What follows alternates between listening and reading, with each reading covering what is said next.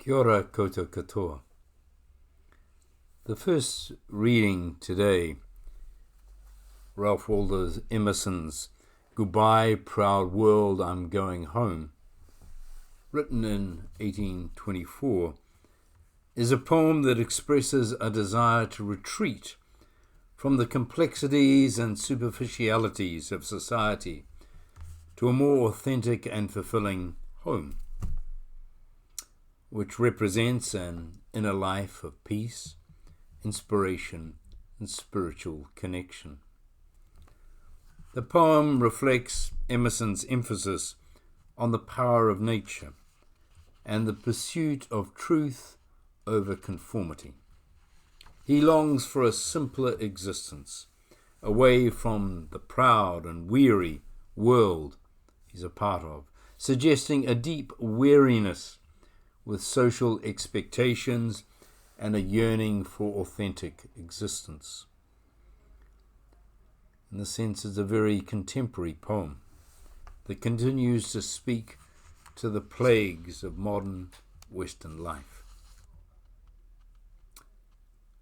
In the same year as Charles Darwin sailed for Australia on the HMS Beagle, and 150 years before the Intergovernmental Panel on Climate Change was established, Emerson published his seminal essay, Nature. Emerson had a knack for scandalizing the Unitarian and Congregationalist authorities of 19th century New England. He lived in Concord, Massachusetts, not far from Walden Pond, which his friend and mentee Henry David Thoreau made famous. Emerson advocated a religious outlook that gave primacy to first-hand experience. He became a pariah among many of the establishment preachers of the Harvard Divinity School, his alma mater. After one speech in Divinity Hall, he was effectively banished for 30 years. Emerson broke with Trinitarian and Unitarian belief and argued that access to the divine need not be mediated by religious authorities, but that each of us can find a living revelation of divinity in nature. Before movements in eco-theology would take up the relationship of humanity and nature, Emerson's essay, Nature, challenged a conventional Calvinist theology of nature that justified a utilitarian dominion over the natural world. That is, the planet is there to serve us. Rather, for Emerson, not only is nature sacred, but it is nature that is ministering to us. Readers of Emerson today, however, would hardly find his ideas scandalous or even all that radical.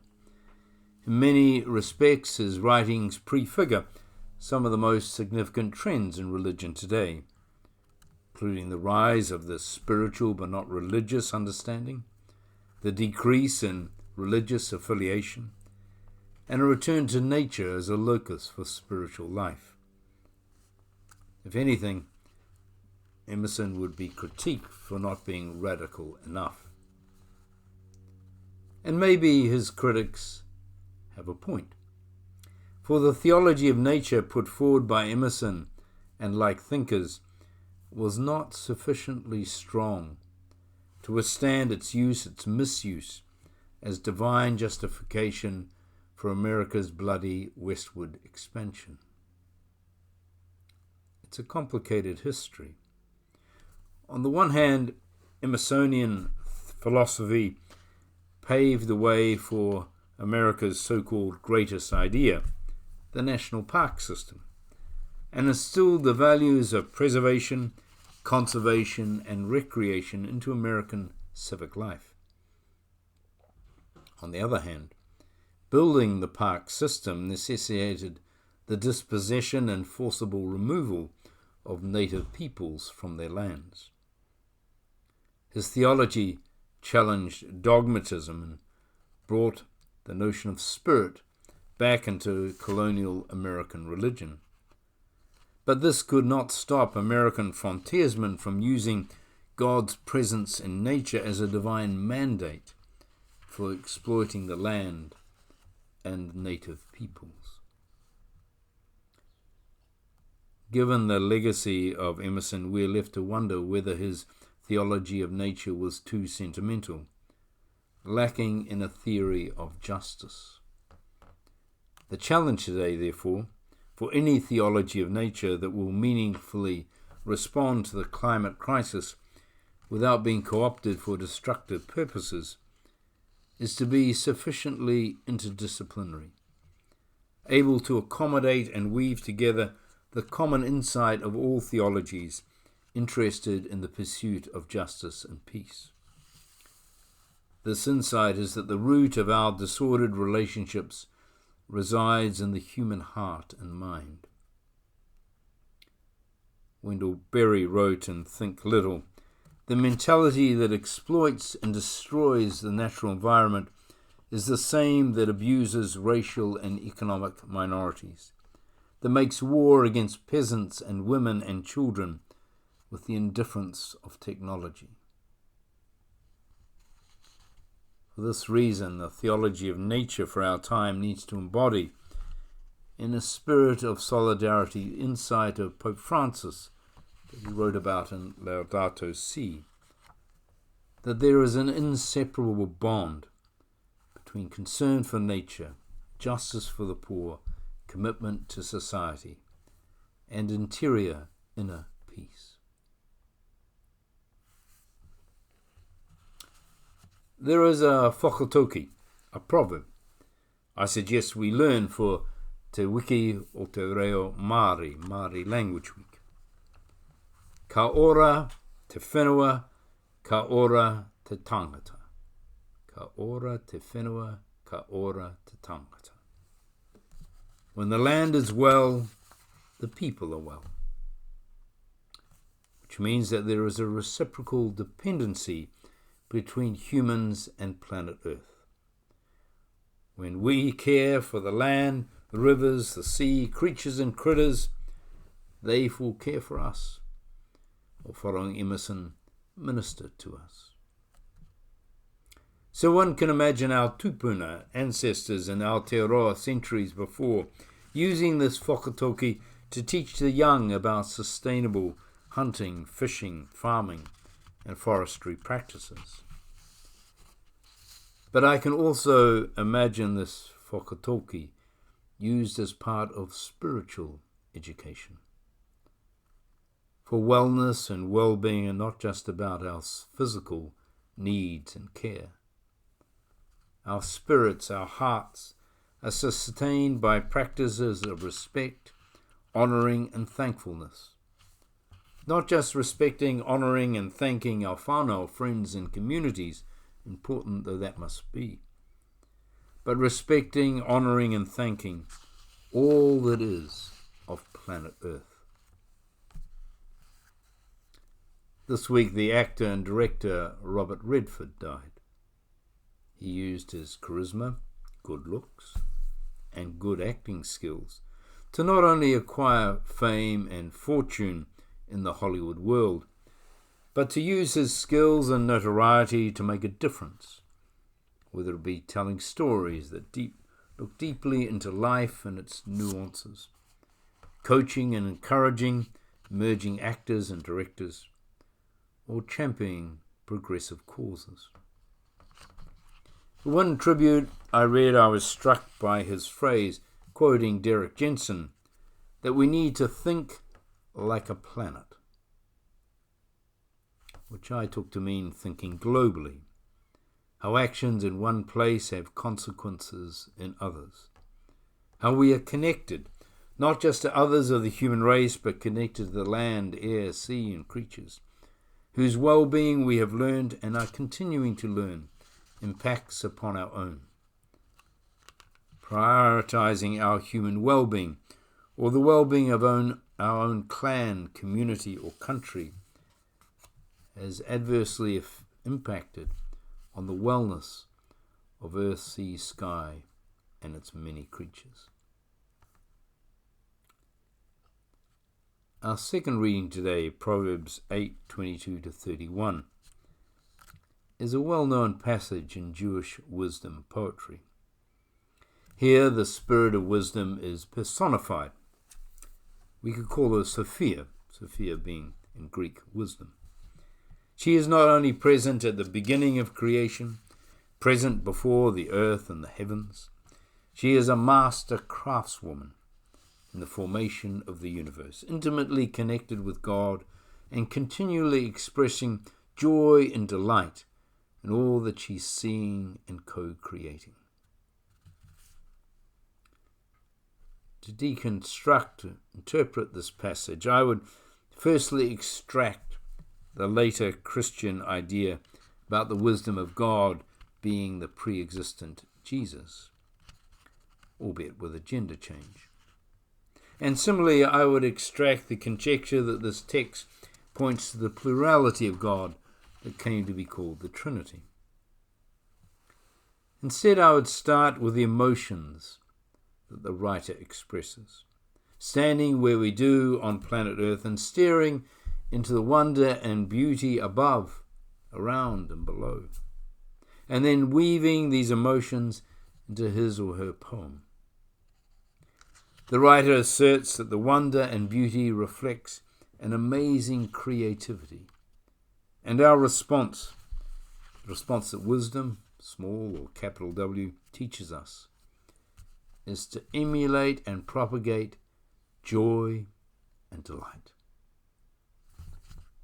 For the writer, the planet doesn't need to be fixed, it needs to be appreciated.